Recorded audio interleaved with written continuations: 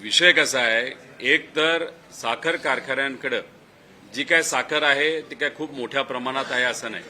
जेवढी सरकारने विकायला लावली तेवढी ती विकली आणि जेवढी ठेवायला लावली तेवढी ठेवली, कारण का आम्हाला महिन्याला साखर कारखान्याला महिन्याला तिथं कोटा दिला जातो.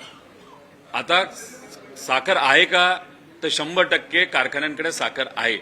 तरी सुद्धा रेट जर वाढत असतील तर कुणीतरी सट्टाबाजी करतंय. ते सट्टाबाजी करणाऱ्या लोकांना तुम्ही पकडा आणि त्यांच्यावर तुम्ही तिथं कारवाई करा आणि मग ती कारवाई केल्यानंतर रेट कमी येतील असा आम्हाला विश्वास आहे.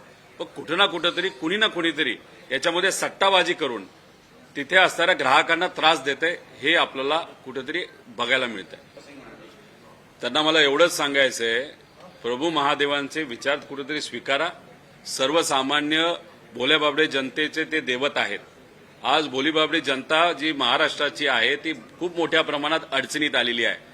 त्यामुळे जातीवर धर्मावर राजकारण घेऊन जाण्यापेक्षा आज लोकांना ज्या काही अडचणी आहेत त्याचा तुम्ही तिथं विचार करा.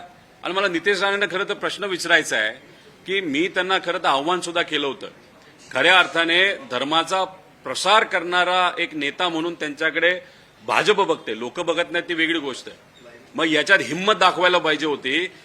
पवित्र अयोध्यामध्ये जेव्हा लोकांनी 10,000 रुपये, 100 रुपये, 1,00,000 रुपये जे काय पैसे तिथं देऊन प्रभू श्रीरामांचं मंदिर तिथं बांधलं, त्याच्यामध्ये जो 1,500 कोटीचा भ्रष्टाचार झाला तेव्हा तुम्ही कुठल्या राजकीय बिळामध्ये जाऊन लपला होता असा नितेश राणेंना मी प्रश्न करतो. आणि आता कुठेतरी तिथं आता हर हर महादेवचा नारा तिथं तुम्ही देत आहात, हे लोकांना कळत नाही का?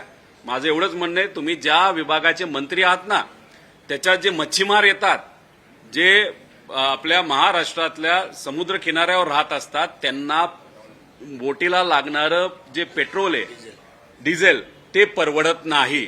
कर्नाटकात जावा, 72 रुपये लिटरला पेट्रोल दिलं जाते, डिझेल दिलं जाते. तसंच या मच्छीमारांना देण्यासाठी प्रयत्न करा तर ती लोक तुमच्या बरोबर राहतील. पण फक्त तुम्ही वरून आदेश आला म्हणून काहीतरी बोलायला निघालात तर हे लोकांना पटणार नाही.